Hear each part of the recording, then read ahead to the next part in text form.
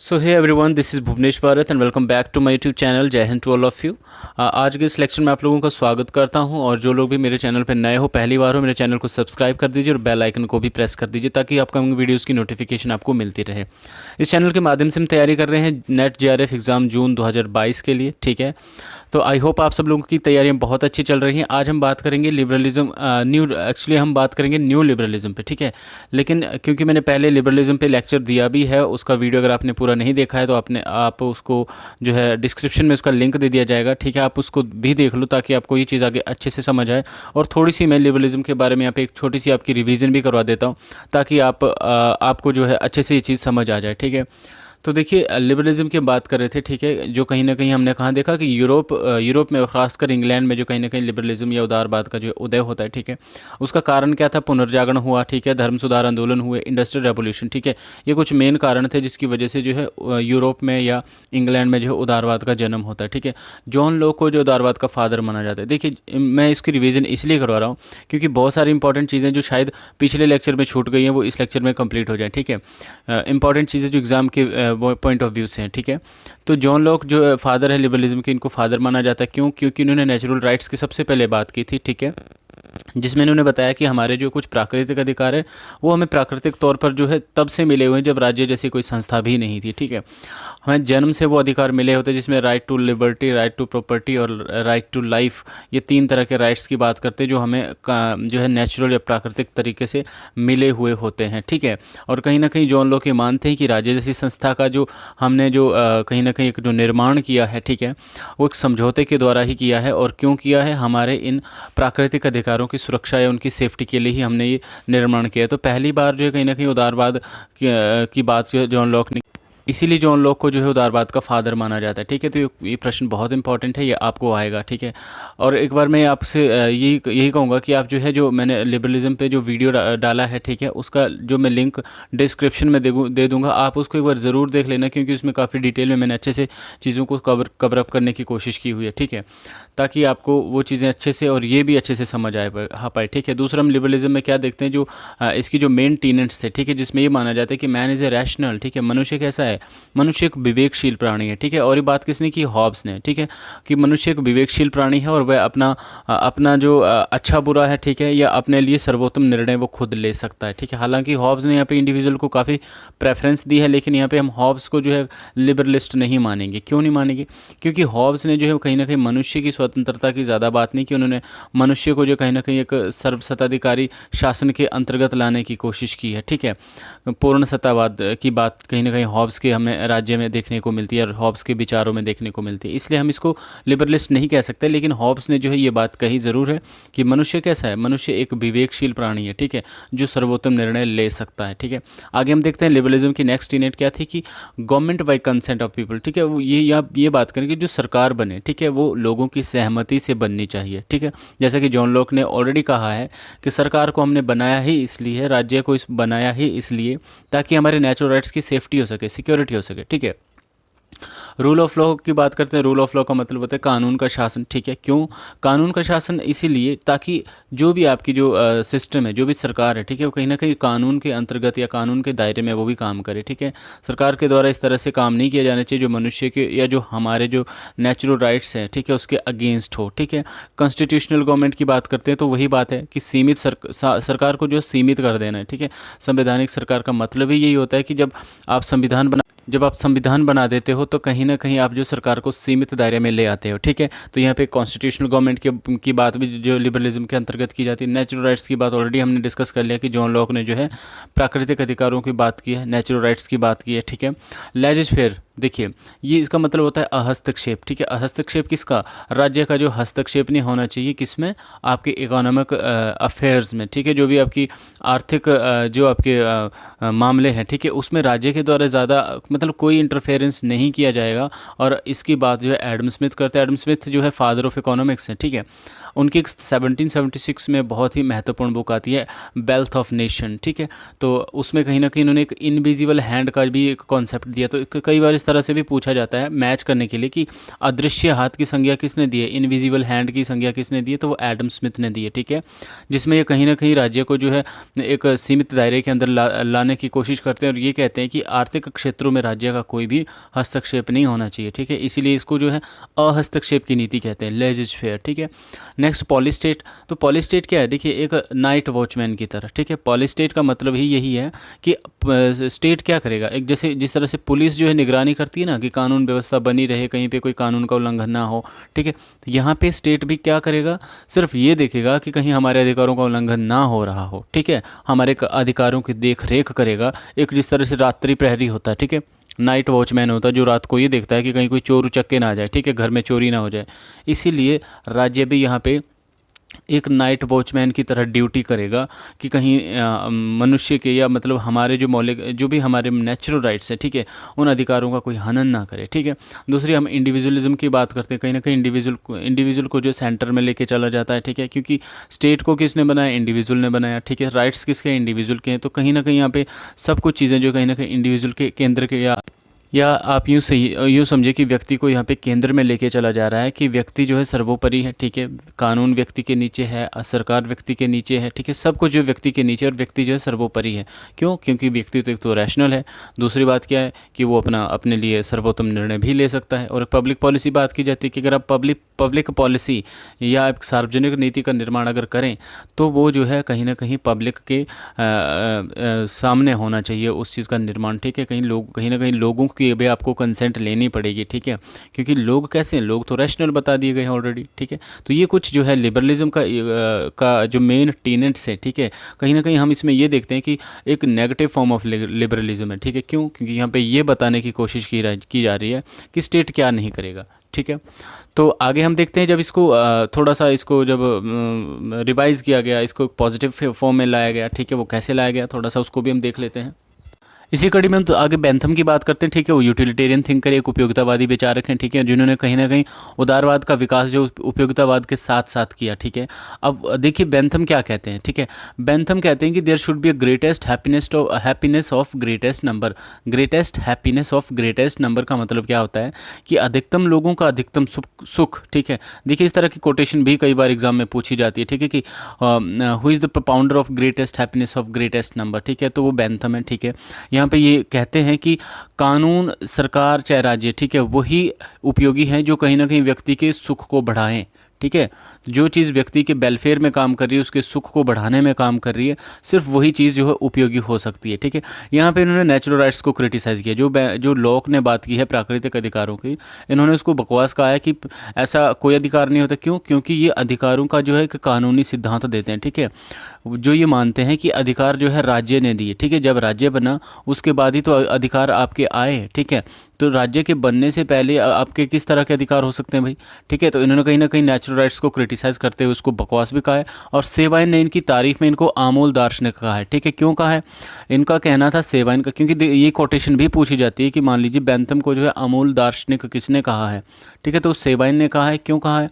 क्योंकि सेवाइन का मानना है कि इन्होंने कहीं ना कहीं नेचुरल राइट्स का क्रिटिसाइज़ करते हुए, ठीक है, क्योंकि नेचुरल राइट्स आपके पास एक सबसे महत्वपूर्ण दावा था जहाँ पे आप ये कहते हो कि व्यक्ति को जो है नेचुरल राइट्स पहले से मिले हुए हैं। ठीक है, प्राकृतिक अधिकार शुरू से हैं और व्यक्ति ने राज्य का निर्माण किया है। ठीक है, जो कहीं ना कहीं ये बताता है कि यहाँ पे बात किसकी की जा रही है, व्यक्तिवाद की बात की जा रही है। कहीं ना कहीं ये बात की जा रही है कि स्टेट नाम की संस्था को जो है व्यक्ति ने खुद बनाया है, इसलिए वो कहीं ना कहीं व्यक्ति जो है उससे ऊपर है। ठीक है, लेकिन यहाँ पे बेंथम जो ये बताते हैं कि आपके नेचुरल राइट्स हैं ही नहीं। ठीक है, लेकिन उसके बावजूद भी उन्होंने ये कहकर कहीं ना कहीं उदारवाद की प्रवृत्ति को बनाए रखा, ये कहकर कि आपका कोई भी कानून हो, कोई भी सरकार हो या कोई भी शासन प्रणाली हो, वो तभी उपयोगी है जब वो व्यक्ति के हित की बात करे, व्यक्ति के सुख की ज़्यादा से ज़्यादा बात करे। ठीक है, या ज़्यादा से ज़्यादा व्यक्ति के सुख को बढ़ाए। ठीक है, तो इसीलिए सेवाइन ने इनको जो आमूल दार्शनिक कहा है कि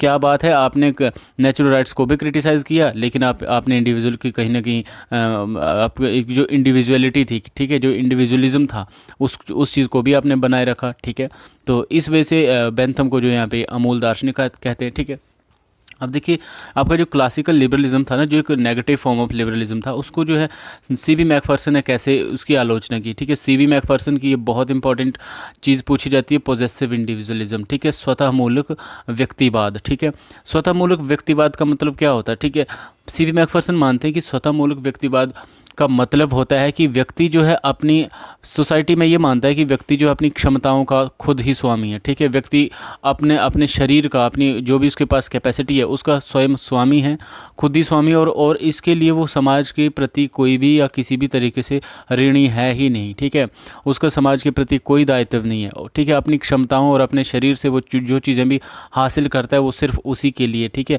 बल्कि वो समाज के प्रति उसका कोई भी दायित्व नहीं बनता। तो यहाँ पे क्या हो रहा है? यहाँ पे इंसान पॉजेसिव हो रहा है ना, अपने ही बारे में सोच रहा है ना, समाज के प्रति तो उसकी कोई यहाँ पे बात की ही नहीं जा रही कि उसकी समाज के प्रति क्या रिस्पॉन्सिबिलिटी है, समाज के प्रति क्या दायित्व बनता है। इसलिए सीबी मैकफर्सन जो है लॉक को पॉजेसिव इंडिविजुअलिज्म के अंतर्गत लाते हैं, और लॉक के जो उदारवाद को जो है वो पॉजेसिव इंडिविजुअलिज्म कहते हैं। ठीक है, तो ये कोटेशन बहुत इंपॉर्टेंट है कि पॉजेसिव इंडिविजुअलिज्म जो स्वतः मूलक व्यक्तिवाद है उसके प्रपाउंडर कौन है? तो सीबी मैकफर्सन। ठीक है, आगे हम देखते हैं पॉजिटिव लिबरलिज्म। जो आपका नेगेटिव लिबरलिज्म था, ठीक है, उसमें कुछ संशोधन किया गया। ठीक है, इसको पॉजिटिव फॉर्म में लाया गया, जिसमें हम जेएस मिल की बात करते हैं, टीएच ग्रीन की बात करते हैं, हेग की बात आगे करेंगे हम। ठीक है, देखिए, जेएस मिल जो है पहले ऐसे विचारक थे जिन्होंने कहीं ना कहीं नेगेटिव लिबरलिज्म से पॉजिटिव लिबरलिज्म की तरफ रुख किया। ठीक है, जहाँ पे उन्होंने वेलफेयर स्टेट की बात की। ठीक है, हालांकि ये पहले नेगेटिव लिबरलिज्म के प्रपाउंडर थे। ठीक है, या आप ये समझ सकते हैं कि वो नेगेटिव लिबरलिज्म को मानते थे। ठीक है, लेकिन बाद में क्या उन्होंने एक सिद्धांत दिया। ठीक है, कि एक होता है आपका सेल्फ रिगार्डिंग एक्शन और एक होता है आपका अदर रिगार्डिंग एक्शन। ठीक है, सेल्फ रिगार्डिंग एक्शन आपके वो काम जिससे सिर्फ आप पे प्रभाव पड़ता है, अदर रिगार्डिंग एक्शन आपके वो काम जिससे दूसरों पे प्रभाव पड़ता है। और आपके जो अदर रिगार्डिंग एक्शन है, ठीक है, अगर उनसे जो दूसरों की लिबर्टी, ठीक है, दूसरों की जो स्वतंत्रता अगर उसका हनन हो रहा है, दूसरे के अधिकारों का हनन हो रहा है, तो वहाँ पे स्टेट को जो है इंटरवेंशन करनी चाहिए। स्टेट को आपके उन अधिकारों पे जो है प्रतिबंध लगाना चाहिए जिन अधिकारों की वजह से आपके जो दूसरों के अधिकार छिन रहे हैं। ठीक है, तो यहाँ पे इस तरह की जेएस मिल बात करते हैं, एक वेलफेयर स्टेट की बात करते हैं कि वेलफेयर स्टेट का कॉन्सेप्ट क्या है। देखिए, जो आपका जो कल्याणकारी राज्य है उसमें क्या होता है कि जेएस मिल कहते हैं कि राज्य को जो है पब्लिक के लिए, जनता के लिए जो है वेलफेयर का काम करना चाहिए, कल्याण का काम करना चाहिए। ठीक है, जनता के लिए सुख सुविधाएं प्रोवाइड करवानी चाहिए। ठीक है, तो यहाँ पे ये जो है स्टेट इंटरफेरेंस की बात करते हैं, कहाँ पे? इकोनॉमिक स्फीयर में, इसलिए ताकि स्टेट जो है टैक्स वगैरह कलेक्ट करें। ठीक है, और उन टैक्स का जो है कहाँ पे यूज़ करें? पब्लिक वेलफेयर पे काम करें। ठीक है, स्कूल्स, एजुकेशन इंस्टीट्यूशंस, ठीक है, इन सब चीज़ों पे जो भी पब्लिक से संबंधित जो चीज़ें हो वहाँ के लिए स्टेट जो है वहाँ पे हेल्प करें। ठीक है, इसीलिए उन्होंने वेलफेयर स्टेट की बात की है और कहीं ना कहीं एक पॉजिटिव लिबरलिज्म की बात की जहाँ पे स्टेट के इंटरवेंशन को ज़रूरी मानते हैं। ठीक है, तो टीएच ग्रीन की बात करते हैं इसके बाद हम। टीएच ग्रीन की अगर बात करें तो देखिए, सेवाइन ने टीएच ग्रीन के संदर्भ में ये कहा कि ग्रीन ने जो है किसमें एक जो आपका जो नकारात्मक उदारवाद था, ठीक है, उसमें सफल संशोधन किया है। ऐसी कोटेशन भी पूछी जाती है कि किसने कहा है कि टीएच ग्रीन ने जो है नेगेटिव लिबरलिज्म में जो एक सफल संशोधन किया है। ठीक है, तो वो सेवाइन ने कहा है। क्यों? क्योंकि इन्होंने माना, टीएच ग्रीन ने माना कि व्यक्ति क्या है? व्यक्ति एक सामाजिक प्राणी है। ठीक है, और इसमें इन्होंने देखिए जो सामान्य भलाई है ना, जो आपकी जो कॉमन गुड है, ठीक है, उसको इम्पॉर्टेंट माना। ठीक है, और कॉमन गुड क्या होता है? देखिए, कॉमन गुड होता है सबका, जो सबका गुड होता है। ठीक है, जो सामान्य भलाई मीन सबका भला। ठीक है, उस चीज़ को इन्होंने इंपॉर्टेंट माना, मतलब यहाँ पे इन्होंने व्यक्ति को समाज के साथ जोड़ते हुए कॉमन गुड को इंपॉर्टेंट माना और कॉमन गुड की बात की है। ठीक है, से टीएच ग्रीन ने। और वेपर ने जो टीएच ग्रीन के संदर्भ में ये कहा कि ग्रीन ने आदर्शवाद को सभ्य व उदारवाद को सामाजिक बनाया है। ठीक है, तो इस तरह की कोटेशन भी आप याद रखिएगा कि किसने कहा है कि ग्रीन ने आदर्शवाद को सभ्य व उदारवाद को सामाजिक बनाया, तो वेपर ने ऐसी कोटेशन कही है। आगे हम बात करेंगे, नेक्स्ट हम बात करेंगे जे.एम. कीन्स की। ठीक है, जॉन मेनार्ड कीन्स की, जिन्होंने एक बुक लिखी। ठीक है, 1936 में इनकी बुक आती है the general theory of employment, interest and money. इसमें ये कहते हैं कि स्टेट का इंटरवेंशन होना चाहिए, कहीं ना कहीं जो आपकी इकोनॉमिक जो आपकी फील्ड है उसमें जो आपके स्टेट का इंटरवेंशन होना चाहिए, ताकि कहीं ना कहीं आर्थिक मंदी से बचा जा सके। ठीक है, उसके बाद अगर हम बात करें कि कल्याणकारी राज्य का जो व्यावहारिक प्रयोग था वो कैसे हुआ, कहाँ हुआ, ठीक है, तो रूजवेल्ट जो उस टाइम अमेरिका के प्रेसिडेंट थे, ठीक है, इन्होंने न्यू डील प्रोग्राम जो 1933 से 1938 तक, ठीक है, ये न्यू डील प्रोग्राम इन्होंने स्टार्ट किया, जिसमें उन्होंने कहीं ना कहीं लोक कल्याण के लिए, ठीक है, पब्लिक के वेलफेयर के लिए, समाज की भलाई के लिए राज्यों के द्वारा जो खर्चों में वृद्धि कर दी, ठीक है, ताकि लोगों का ज़्यादा से ज़्यादा भला किया जा सके। तो कहीं ना कहीं आप ये कह सकते हो कि यहाँ पे एक जो वेलफेयर स्टेट का जो कॉन्सेप्ट था ना, उसको कहीं ना कहीं प्रैक्टिस में लाया जाने लगा, ठीक है। फिर बेब्रिज रिपोर्ट जो 1942 की आती है, ठीक है, इस तरह से आपने ये भी याद रखना है कि बेब्रिज रिपोर्ट, ठीक है, ये कब की थी और न्यू डील प्रोग्राम किसने लाया था, ठीक है।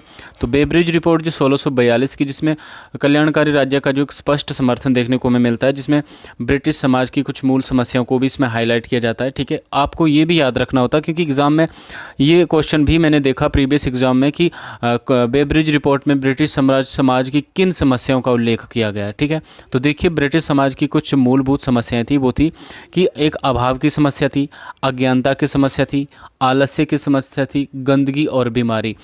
आपको बस इनको नोट करके रखना है क्योंकि एग्ज़ाम में ये चीज़ें पूछी जा सकती हैं, ठीक है, क्योंकि प्रीवियसली भी मैं अब आपको बता रहा हूँ ये पूछी गई थी। अभाव की समस्या थी, अज्ञानता की समस्या थी, आलस्य की समस्या थी, गंदगी और बीमारी की समस्या थी, ठीक है। जब क्लीमेंट एटली, ठीक है, जब क्लीमेंट एटली की 1945 में लेबर पार्टी की जब सरकार आती है ब्रिटेन में, ठीक है, तो उन्होंने भी कहीं ना कहीं कल्याणकारी राज्य का एक व्यावहारिक प्रयोग किया था, ठीक है। एक चीज़ और इसमें महत्वपूर्ण है, ठीक है, जॉनसन जो प्रेसिडेंट थे अमेरिका के, ठीक है, उन्होंने क्या किया, द ग्रेट सोसाइटी का, ठीक है, 1964 के आसपास इन्होंने ये नारा दिया था, जिसमें कहीं ना कहीं उन्होंने गरीबी से लड़ने का एक संकल्प लिया था, ठीक है। तो आपको ये भी याद रखना है कि ग्रेट सोसाइटी का नारा किसने दिया था, ठीक है। उसके बाद पॉल कैनेडी आते, ठीक है, कैनेडी ने क्या किया, न्यू फ्रंटियर का नारा दिया था, ठीक है। तो ये भी आपने याद रखना है क्योंकि कई बार ऐसे क्वेश्चन भी पूछे जाते हैं कि नारा, जैसे ग्रेट सोसाइटी का नारा किसने दिया या न्यू फ्रंटियर का नारा किसने दिया। तो इसमें कहीं ना कहीं हम क्या देखते हैं कि एक जो वेलफेयर स्टेट का जो कॉन्सेप्ट था उसको कहीं ना कहीं प्रैक्टिकली आजमाने की कोशिश की गई है। आगे हम देखते हैं, आगे हम कुछ कंटेम्प्रेरी लिबरल थ्योरिस्ट के बारे में बात करते हैं जो समकालीन उदारवादी विचारक हैं। उनमें सबसे पहले हम जॉन रॉल्स की बात करते हैं, ठीक है। जॉन रॉल्स को उनकी थियरी ऑफ जस्टिस के लिए जाना जाता है, ठीक है। इनकी बुक है ये 1971 की, जो कि मैक्सिमम टाइम एग्जाम में भी पूछी जाती है कि थियरी ऑफ जस्टिस बुक किसने लिखी है, ठीक है। तो जॉन रॉल्स इसके राइटर हैं जो 1971 में लिखी गई है, ठीक है। और दूसरे डॉर्किन, ठीक है, तो डॉर्किन को भी कहीं ना कहीं राइट्स के लिए जाना जाता है, ठीक है। अपंग व्यक्तियों को सुविधाओं के लिए ये बात करते हैं। इनकी एक बुक है टेकिंग राइट सीरियसली, ठीक है, बहुत इंपॉर्टेंट बुक है, ये भी कई बार एग्जाम में मैच करने के लिए आती है, ठीक है। तो जॉन रॉल्स और डार्किन क्या करते हैं, ये भी कहीं ना कहीं कल्याणकारी राज्य का समर्थन करते हैं, ठीक है। इनका भी ये मानना यही है कि एक कल्याणकारी राज्य में कहीं ना कहीं लोगों को जो है कहीं ना कहीं वस्तुओं या आर्थिक सुविधाओं का जो वितरण किया जाना चाहिए, ठीक है। तभी ये कहते हैं कि सामाजिक एवं आर्थिक वस्तुओं का वितरण होना चाहिए, कहाँ पे, एक कल्याणकारी राज्य में, ठीक है। इसके साथ ही साथ जॉन रॉल्स बात करते हैं कि जो न्यूनतम स्थिति में रहने वाले लोग हैं, ठीक है, उनको भी कहीं ना कहीं समाज के द्वारा राज्य के द्वारा जो है सुख सुविधाएं दी जानी चाहिए। उनके कल्याण के लिए भी उनको आर्थिक व सामाजिक वस्तुओं का वितरण किया जाना चाहिए। क्यों? क्योंकि अगर एक समाज कल्याणकारी राज्य होगा, ठीक है, तो कहीं ना कहीं उसके द्वारा जो संपत्ति का केंद्रीकरण को कहीं ना कहीं रोका जाएगा, ठीक है। जो आपकी जो प्रॉपर्टी है, ठीक है, उसका जो सेंट्रलाइजेशन है कि कुछ एक हाथों में जाती है प्रॉपर्टी, ठीक है, उसका जो केंद्रीकरण है उसको जो है रोका जा सकता है, कैसे, एक कल्याणकारी राज्य के द्वारा, ठीक है। डार्किन जो है अपंग व्यक्तियों को सुविधाएं देने की बात करते हैं। जो भी सोसाइटी में जो अपंग व्यक्ति होते हैं, ठीक है, जो डिसेबल्ड होते हैं, ठीक है, उनके राइट्स की बात करते हैं डार्किन, ठीक है। तो अपनी बुक टेकिंग राइट सीरियसली में भी इन्होंने यही बात की है और कल्याणकारी राज्य का कहीं ना कहीं समर्थन करते हैं। तीसरे हम बात करेंगे अमर्त्य सेन की, ठीक है। अमर्त्य सेन की बुक है डेवलपमेंट एज फ्रीडम, 1999 की बुक है, ठीक है। एक अर्थशास्त्री रहे अमर्त्य सेन। और दूसरी बुक इनकी आइडिया ऑफ जस्टिस जो 2009, ठीक है, 2009 की ये बुक है इनकी, आइडिया ऑफ जस्टिस, ठीक है। तो अमर्त्य सेन ने भी यही बात कही है कि कल्याणकारी राज्य में कहीं ना कहीं एक लोगों की क्षमताओं में वृद्धि व मानवीय विकास के लिए कार्य किया जाना चाहिए, ठीक है। तो इन्होंने कहीं ना कहीं जो लोगों की जो कैपेसिटीज़ हैं, ठीक है, आप ऐसी सुविधाएं प्रोवाइड करवाइए, कल्याणकारी राज्य है, ठीक है, तो आप ऐसी सुविधाएं प्रोवाइड करवाइए जिससे लोगों की जो कैपेसिटी है, उनकी जो क्षमताएँ हैं, ठीक है, वो उन क्षमताओं में वृद्धि हो, ठीक है। साथ ही साथ मानवीय विकास की भी ये बात करते हैं, ठीक है। तो ये थे कुछ कंटेम्प्रेरी जो लिबरल थिंकर्स हैं, ठीक है, जो कहीं ना कहीं कल्याणकारी राज्य का समर्थन करते हैं। आगे हम बात करते हैं कि किन आधारों पर और किसने कल्याणकारी राज्य का जो है विरोध किया है। आगे हम बात करेंगे कल्याणकारी राज्य की आलोचना, ठीक है। सबसे पहले फ्रेडरिक हेक जो एक न्यू लिबरलिस्ट थिंकर है, ठीक है, नव उदारवादी विचारक हैं, उनकी एक बुक आती है रोड टू सर्फडम 1944। साथ ही साथ उनकी और भी बुक्स हैं, देखिए कॉन्स्टिट्यूशन ऑफ लिबर्टी जो 1960 में लिखी है, लॉ लेजिस्लेशन एंड लिबर्टी 1973 में। तो ये बुक्स भी काफ़ी इंपॉर्टेंट है, उनकी बुक्स पूछी जाती हैं, ईयर पूछा जाता है या मैच करने के लिए पूछी जाती है। फ्रेडरिक हेक जो एक नव उदारवादी थिंकर है, ठीक है, जो कहीं ना कहीं उदारवाद के नकारात्मक पक्ष को ज़्यादा मानते हैं, ठीक है। क्यों?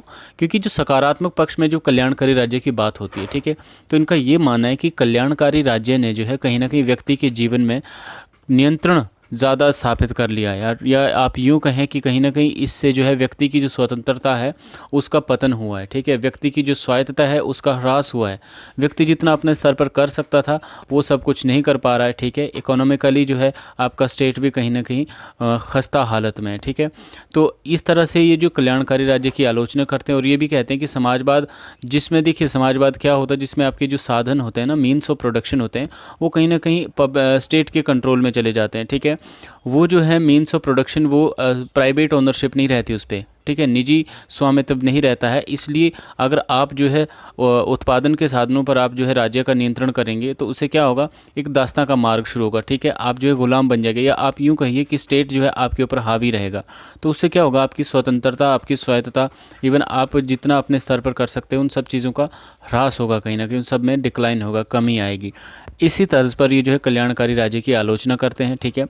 अगर हम मार्गरेट थैचर जो 1979, ठीक है, मार्गरेट थैचर, इन्होंने भी क्या किया, कल्याणकारी राज्य की संकल्पना का परित्याग कर दिया, ठीक है, और एक इकोनॉमिक लिबरलिज्म की इन्होंने बात की, ठीक है। तो इससे पहले हमने देखा कि किस तरह से एक जो है बेब्रिज रिपोर्ट हुई, ठीक है, या एक न्यू डील प्रोग्राम हुआ, उसमें कहीं ना कहीं कल्याणकारी राज्य का जो समर्थन किया गया और ऐसी पॉलिसीज़, ऐसी नीतियां बनाई जाने लगी जिससे लोगों का कल्याण किया जा सके, ठीक है।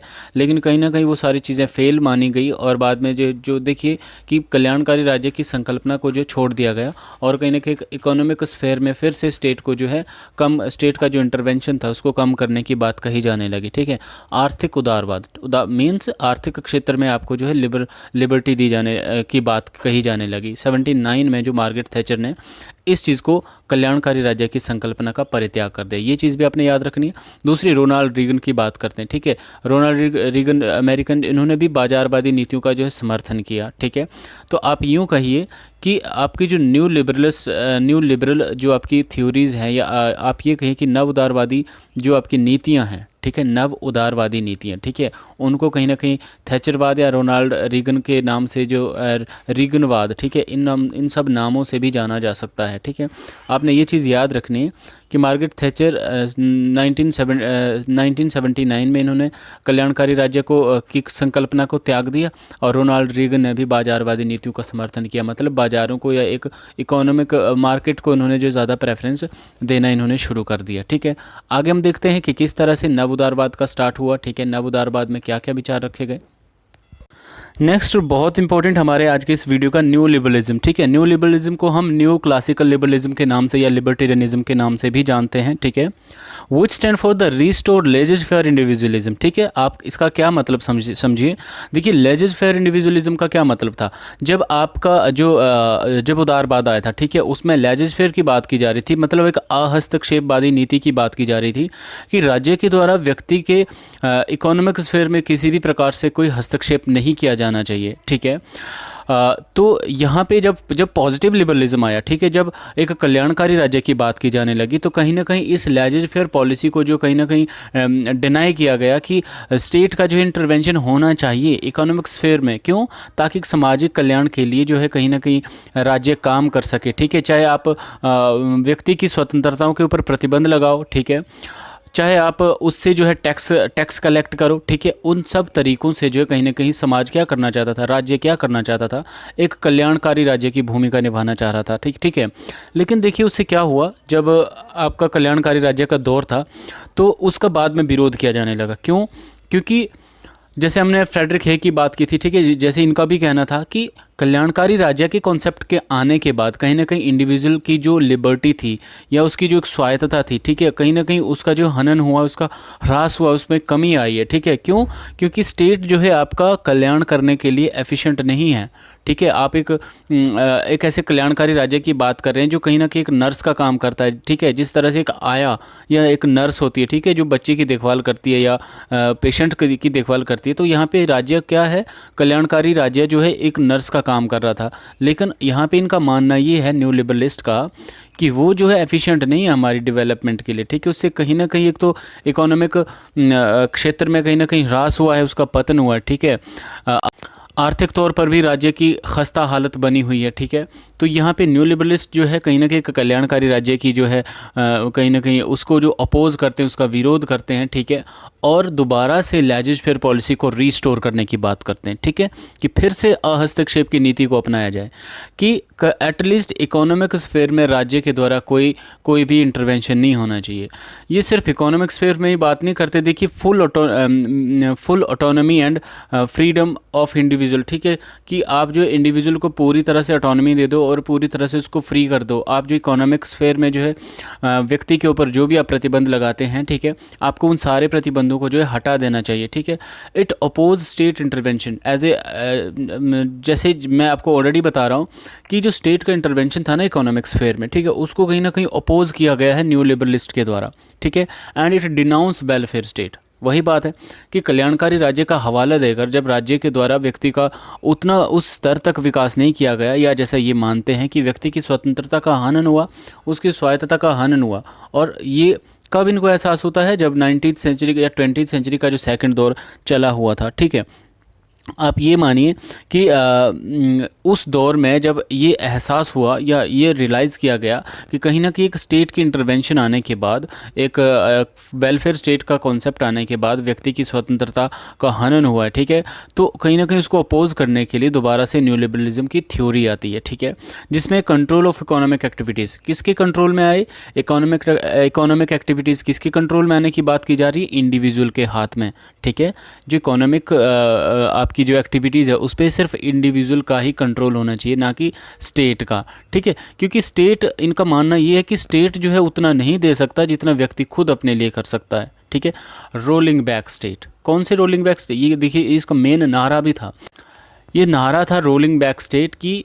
ये जो है वो जो कल्याणकारी राज्य बना हुआ है ना, उसको जो है वापस समेटने की बात करते हैं। ठीक है, उसको वापस समेटने की बात करते हैं और फुल ऑटोनॉमी की बात करते हैं, इंडिविजुअल के लिए पूरी फ्रीडम और फुल ऑटोनॉमी की बात करते हैं। ठीक है, man's liberation from all institutions का मतलब क्या है, हर तरह की जो एक प्रतिबंध है ना मनुष्य के ऊपर जो है समाज में, चाहे वो आप फैमिली का प्रतिबंध ले लो, रिलीजियस प्रतिबंध ले लो, ठीक है, आप स्टेट की इंटरवेंशन ले लो या कोई इंस्टीट्यूशन की इंटरवेंशन ले लो व्यक्ति के कामों में, या उनका कोई प्रतिबंध ले लो। ठीक है, हर तरीके के इंस्टीट्यूशन का जो प्रतिबंध है वो हटाया जाना चाहिए व्यक्ति के ऊपर से, ऐसा इनका मानना था। आप देखिए जो न्यू लिबरलिस्ट थिंकर्स थे कौन कौन थे, फ्रेडरिक हेक हो गए मुख्य। ठीक है, आपको ये भी याद रखना कि ये कहाँ के थे और इनका जो टाइम पीरियड है। ठीक है, क्योंकि देखिए एग्ज़ाम में जो है आपको मैच करने के लिए थिंकर्स आते हैं कि आपको जो है टाइम पीरियड के अकॉर्डिंग जो है थिंकर्स को मतलब अरेंज कीजिए। ठीक है, तो फ्रेडरिक हेक जो 1899 में पैदा हुए थे, 1992 तक इनका काल रहा, जो ऑस्ट्रेलियन थिंकर थे। ठीक है, मिल्टन फ्रीडमैन है दूसरे नंबर पे, जो 1912 से 2006 तक रहे यूएसए के, और रॉबर्ट नोजिक वेरी इंपॉर्टेंट 1938 से 2002 तक ये यूएसए के रहे। ठीक है, तो ये तीन जो है वो न्यू लिबर्टेरियन या न्यू लिबरलिस्ट थिंकर हैं। फ्रेडरिक हेक हो गए, मिल्टन फ्रीडमैन हो गए, रॉबर्ट नोजिक, ये चीज़ आपने याद रखनी है। ठीक है, आगे हम देखते हैं कि ये लोग क्या कहते हैं। तो सबसे पहले हम बात करेंगे फ्रेडरिक हेक की, जो ये मानते हैं कि स्वतंत्रता व समानता जो है परस्पर एक दूसरे की विरोधी हैं। ठीक है, इन्होंने स्वतंत्रता व समानता को परस्पर विरोधी माना है, जो कि ये कहते हैं कि एबिलिटी और स्किल में जो भिन्नता होती है। ठीक है, हर इंसान की जो एबिलिटी है ना, काम करने की एबिलिटी, और उसकी जो कौशलता है, जो स्किल है, उसमें भिन्नता है, और वो अपनी अपनी एबिलिटी और अपनी अपनी स्किल के अनुसार से वो कमाता है। ठीक है, उस हिसाब से वो लोग कैसे इक्वल हो सकते हैं, इसलिए जो उसने समानता और स्वतंत्रता को एक दूसरे के विरोधी माना है। ठीक है, साथ ही साथ उन्होंने बात की है बाजारवादी, व्यक्तिवादी, अणुवादी समाज को कहीं ना कहीं पुनर्जीवित करने की की कोशिश की है, ठीक है। क्योंकि देखिए इन्होंने वेलफेयर स्टेट पर प्रश्न उठाया, ठीक है। क्यों? इनका मानना ये था कि कल्याणकारी राज्य का नाम लेकर जो है कहीं ना कहीं राज्य के द्वारा जो भी काम किए जाते हैं, ठीक है, उसका लाभ सिर्फ और सिर्फ मिडिल क्लास के लोगों को मिलता है, जबकि गरीब लोग जो है उससे वंचित रहते हैं, ठीक है। गरीब लोगों को उसका कोई भी बेनिफिट नहीं मिल पाता है, ठीक है। इसीलिए उन्होंने वेलफेयर स्टेट पर प्रश्न उठाया, वेलफेयर स्टेट का विरोध किया, ठीक है। और बाजारवादी और व्यक्तिवादी अणुवादी समाज को पुनर्जीवित करने की कोशिश की है, जहाँ पे क्या है कि व्यक्ति को जो है पूरी तरह से इकोनॉमिक फील्ड में स्वतंत्र कर दिया जाएगा। व्यक्ति के ऊपर कोई भी बाजार में, मार्केट में, ठीक है, मार्केट इन द सेंस उसके इकोनॉमिक जो भी स्फेयर है, ठीक है, उसमें जो है व्यक्ति के ऊपर स्टेट के द्वारा कोई भी इंटरवेंशन नहीं की जाएगी, ठीक है। और ऐसे सोसाइटी को उन्होंने फिर से वापस जीवित करने की कोशिश की है। इसके साथ ही फ्रेडरिक हेग जो है एक प्रगतिशील करारोपण का भी विरोध करते हैं। प्रगतिशील करारोपण का मतलब क्या है? देखिए, जब कल्याणकारी राज्य का कॉन्सेप्ट था, ठीक है, तो कहीं ना कहीं वो लोग उसमें क्या बात की जाती है कि आपके ऊपर जो है एक टैक्स लगाया जाएगा, ठीक है। वो टैक्स क्यों लगाया जाएगा? क्योंकि आपका जो टैक्स होगा उससे कहीं ना कहीं सामाजिक प्रगति के लिए उसको जो है यूज़ किया जाएगा, ठीक है। सोशल वेलफेयर के लिए उस टैक्स को जो है यूज़ किया जाएगा, ठीक है।